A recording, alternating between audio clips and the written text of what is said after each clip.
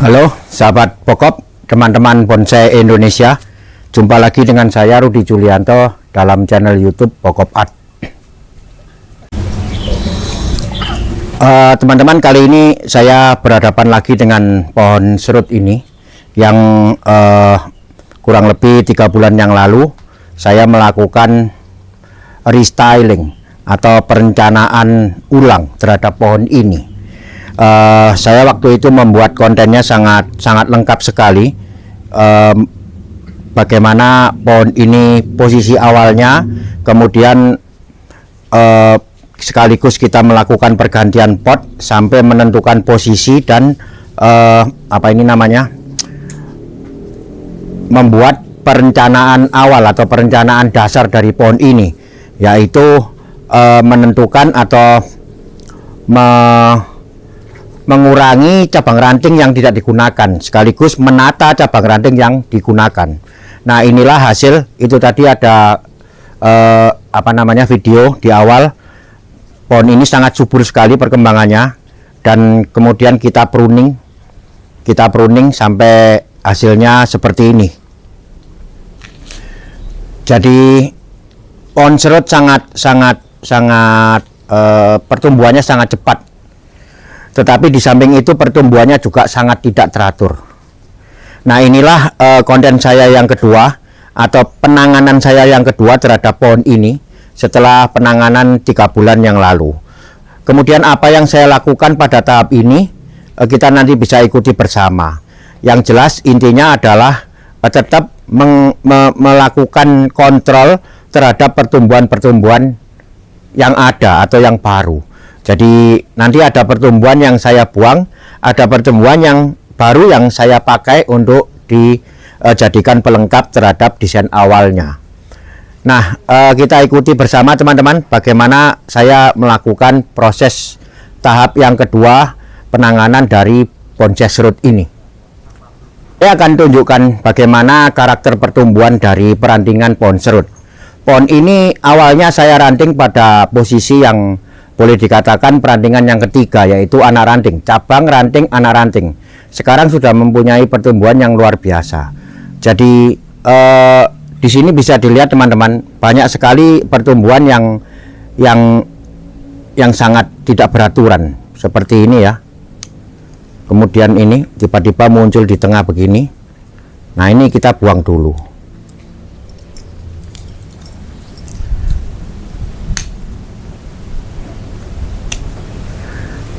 Dalam satu jalur seperti ini jalur ranting ya, dia bisa tumbuh bahkan di bawah. Nah, ini kita bersihkan. Nah, ini yang pertama nanti akan saya lakukan. Kemudian yang kedua adalah memilih ataupun melihat pertumbuhan baru seperti ini. Ini bisa dilihat, ini ada pertumbuhan baru, tetapi letaknya sangat kita tidak perlukan, jadi kita buang. Ini juga ada dua pertumbuhan baru.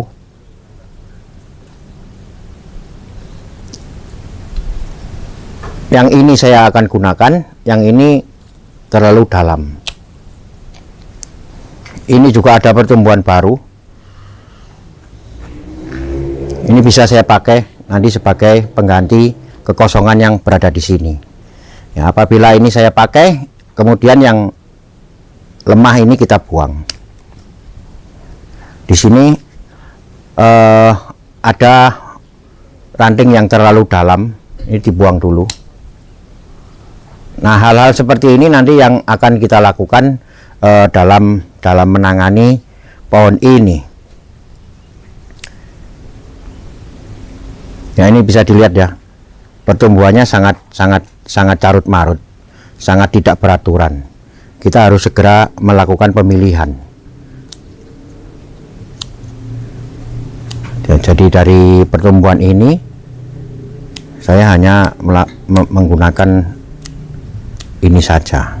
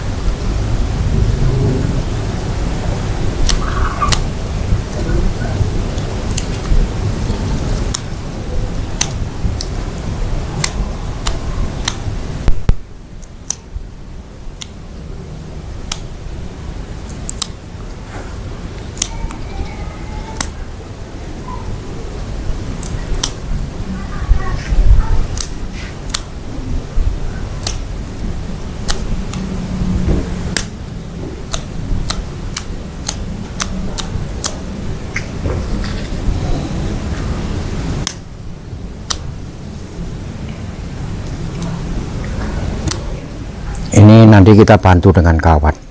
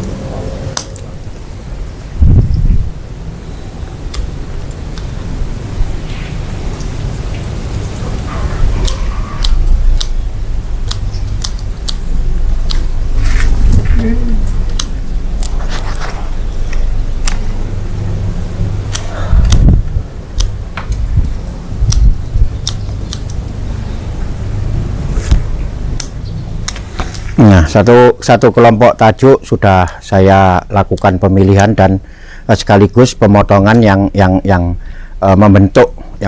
Di sini akan ada mahkota yang kumpulan mahkota, maka di sini kita sekaligus membentuk bagaimana bentuk ataupun kurang lebih ukuran dari mahkota ini.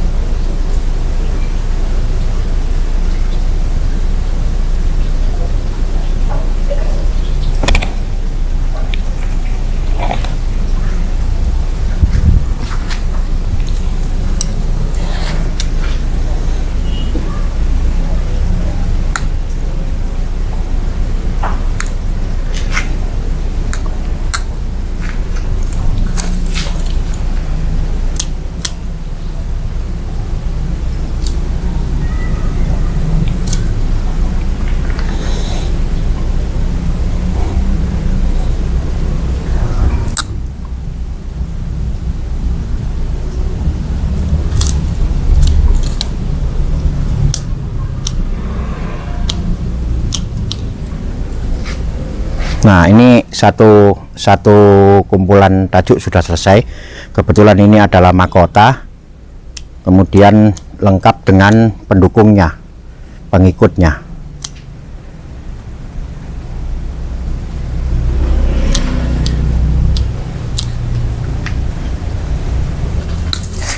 Saya akan melakukan hal seperti ini tadi, teman-teman, untuk kesemuanya. Nanti saya akan kembali setelah pohon ini kita bereskan, setelah saya melakukan pemilihan dan sekaligus penataan ulang. Penataan ulang artinya tadi kalau ada penambahan ditambahkan, kalau ada yang perlu dibuang. Pemilihan seperti ini tetap rutin harus dilakukan untuk bonsai serut kurang lebih 2-3 bulan, karena pertumbuhannya harus ditunggu. Saya sarankan untuk tidak melakukan ketika ada pertumbuhan yang panjang langsung dipotong, kemudian atau melakukan pemotongan sebagian saja. Jadi membiarkan pohon serut untuk tumbuh serempak dulu, kemudian dalam waktu berkala kita melakukan pemotongan atau penataan ulang. Itu yang paling aman buat bonsai serut. Kadang-kadang kalau kita melakukan penanganan sebagian bisa mengakibatkan mati ranting. Selain itu, sekali lagi saya berpesan agar tetap menjaga kesehatan, kebersihan, supaya mencegah dari banyaknya penyakit yang ada pada pohon serut.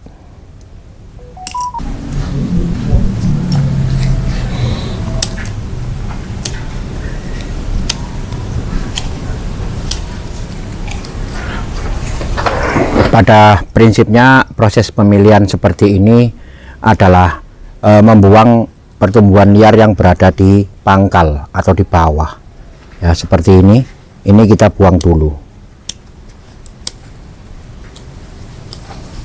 Kemudian kita membaca adanya perpecahan yang sudah terencana sejak awal. Jadi dari satu cabang atau ranting ini memecah menjadi 1, 2, 3, 4. Nah, di sini pertumbuhan yang pada pangkal-pangkal perpecahan kita buang dulu. Yang dekat-dekat persimpangan ranting ini kita buang dulu. Nah, ini. Nah, kemudian pertumbuhannya mengarah ke bawah kita buang juga. Ya. Jadi intinya tetap memperlihatkan perpecahan ini.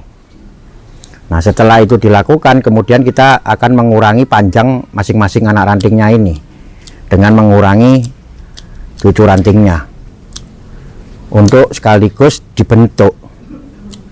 Nah, ini yang kita lakukan pada tahap seperti ini.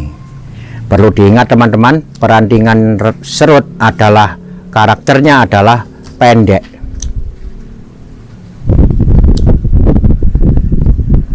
Jadi ininya pendek, tidak panjang-panjang. Dia pendek sudah keluar cabang, pendek sudah keluar cabang. Seperti ini boleh dilihat. Ini yang sudah saya potong.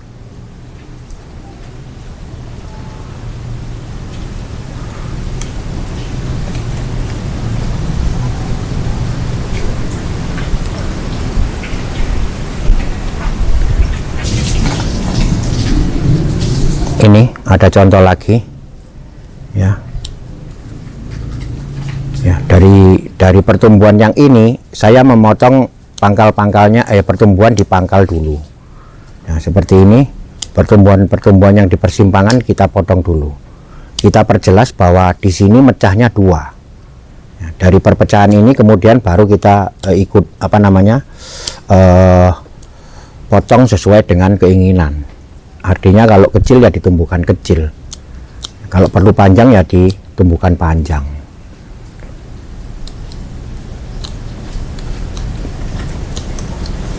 Tahap ini akan kita lakukan kurang lebih 2-3 kali teman-teman. Jadi sampai nanti pemotongan mungkin 2-3 bulan ke depan saya tetap masih melakukan hal ini. Jadi koreksi seperti tadi yang sudah saya utarakan. Apa yang tumbuh ke bawah buang dulu, apa yang tumbuh di pangkal-pangkal di persimpangan-persimpangan kita buang dulu. Kemudian kita bentuk sesuai dengan besaran yang kita mau. Ya, jadi sekarang udah terlihat jelas perpecahannya ini bagaimana, tidak carut-marut seperti ini. Ini sangat carut-marut. Yang dibaca apa supaya tidak bingung mana yang dipilih, mana yang dibuang. Dibaca saja ininya, urutannya dia dari gerak batang ini kemudian mecah ke berapa, 1, 2, 3, 4, 5, 6. Yang di luar itu dibuang dulu kalau tidak digunakan. Nah, ini jelas pertumbuhan yang liar ini kita buang dulu. Nah, di sini ada persimpangan, boleh dilihat ini. Kemudian ada pertumbuhan, buang dulu. Ya, saya ingin memperlihatkan persimpangan ini dengan jelas. Nah, ini ada beberapa persimpangan. Ya, apabila kita cuma membutuhkan sampai di sini ya dipotong saja. Nah, tetapi perpecahannya ini jelas. Ya, ini jelas.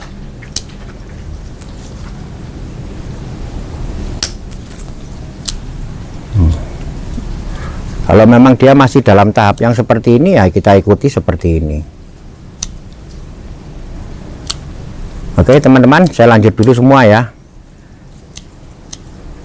Nanti kita kembali setelah saya selesai melakukan semua pemilihannya.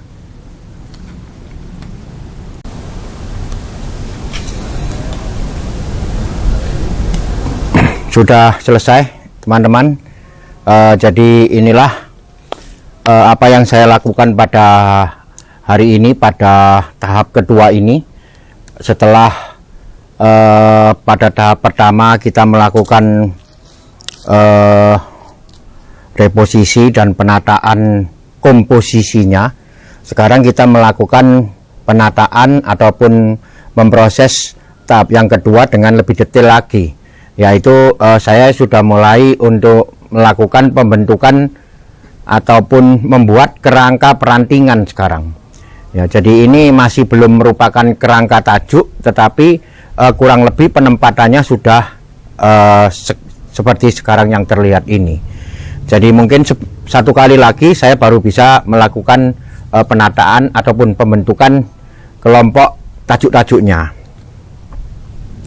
Nah, pohon sudah mulai terlihat, artinya sebuah konsep kehidupan pohon ini kebetulan connecting root ya, gayanya connecting root, yaitu koneksi akar masing-masing pohonnya saling terjalin ya, yang membentuk sebuah grup, sebuah kumpulan pohon.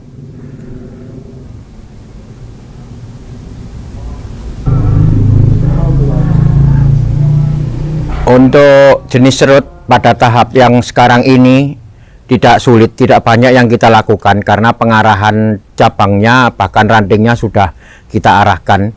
Yang perlu kita perhatikan adalah karakter dari pohon serut ini. Karakter perantingannya dari pohon serut ini beruas pendek. Jadi bisa dilihat ke depan, saya selalu memotong pada ruas-ruas yang pendek. Jadi misalkan di sebelah ini ya, di sini ada muncul pertumbuhan cabang. Kemudian ini saya buat pendek, tidak terlalu panjang. Jadi ini juga pendek, tidak terlalu panjang. Jadi kalau ini saya potong, maka dia akan panjang. Ya, dengan demikian karakternya kurang dapat. Kalau ini saya buat pendek, karakter serutnya dapat. Nah, demikian juga setelah itu rantingnya juga di sini pendek dan seterusnya. Kemudian ini juga semua pendek semua. Ini karena masih dipanjangkan, jadi agak di-los. Nah, semua pendek semua. Nah, ini tinggal pemilihan kita saja. Seperti sudah diutarakan tadi di awal, bahwa kita membuang yang tunas-tunas yang tumbuh ke bawah, kemudian tunas-tunas yang pertumbuhannya dekat persimpangan dan dekat pangkal pertumbuhan kita buang dulu.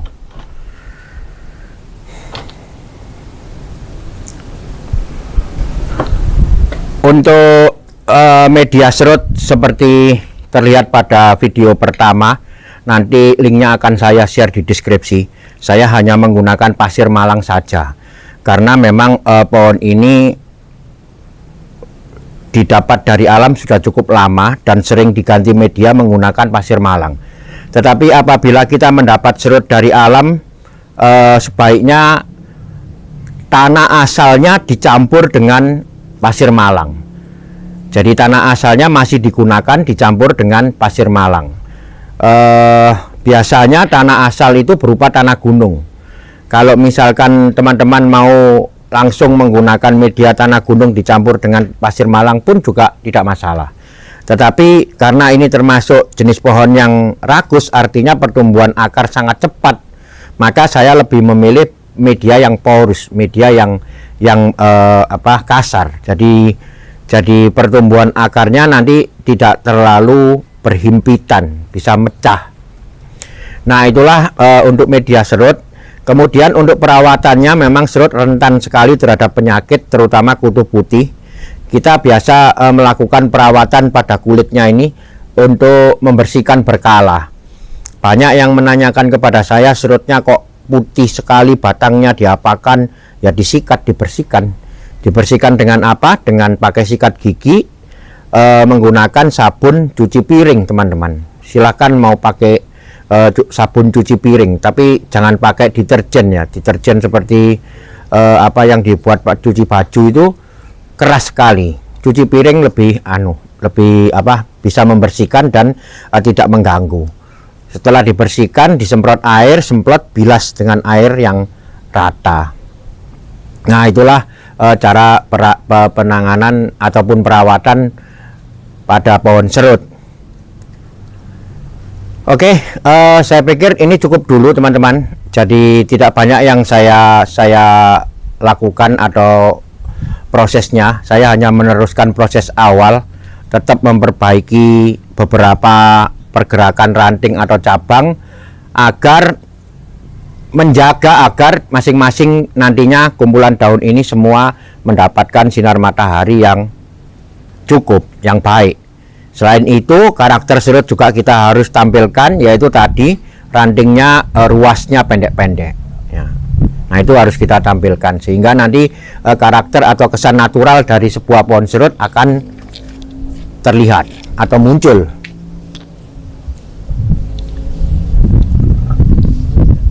Serut bisa memecah sampai ke level 4 bahkan 5. Cabang, ranting, anak ranting, cucu ranting. Ke cicit ranting masih bisa, tapi perlu tua sekali dia.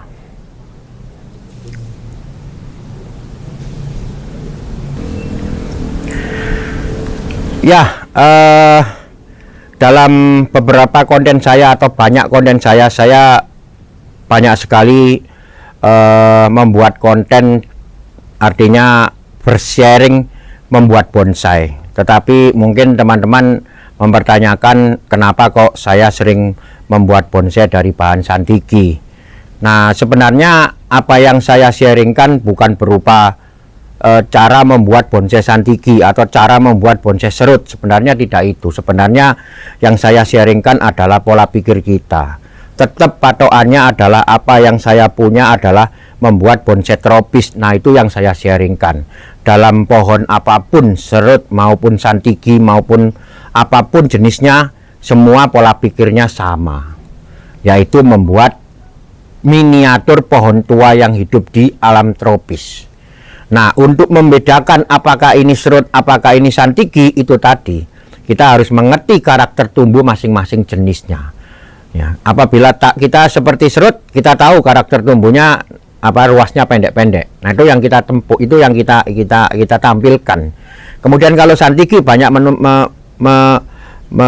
menunjukkan ranting yang menjuntai atau menggantung. Nah, itu yang kita tampilkan agar memang membedakan antara jenis pohon serut dengan jenis pohon santiki. Tetapi penampilannya keduanya adalah mereka hidup di alam tropis. Nah, ini juga harus kita jaga.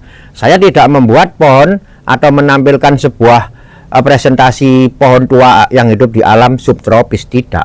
Berbeda. Ya, berbeda, pasti berbeda. Kehidupan pohon di alam tropis dan subtropis pasti berbeda. Nah, yang kita contoh kehidupan alam yang hidup di alam tropis. Apabila ini serut adalah sebutannya serut yang tropis. Apabila santiki yang tropis. Apabila juniper yang tropis. Nah, pola pikir secara umum sama, menampilkan presentasi sebuah kehidupan pohon yang hidup di alam tropis. Semuanya sudah sering saya sharingkan apa itu bonsai tropis, kemudian kenapa harus bonsai tropis, dan bagaimana cara membuat bonsai tropis. Ya, seperti banyak sekali konten saya, silakan dilihat tentang dimensi, tentang arah tumbuh, tentang pembentukan mahkota, tentang apa itu namanya keseimbangan, irama, dan lain-lain. Semua udah saya banyak sekali saya sharingkan. Untuk konten-konten berikutnya mungkin saya akan lebih ke pemahaman konsep. Ya. Terima kasih teman-teman telah menyimak. Silakan ikuti terus channel YouTube Pokop Art. Next level, saya akan sharingkan bagaimana konsep-konsep pokop atau penerapan membuat bonsai tropis pada pembuatan bonsai. Terima kasih teman-teman sekali lagi. Semoga ini bermanfaat. Ikuti terus channel YouTube Pokop Art untuk segala info, teknik, dan sharing saya membuat bonsai. Tetap semangat. Mari kita berkarya. Karya bonsai Indonesia. Bonsai tropis. Konsepnya pokop. Salam pokop.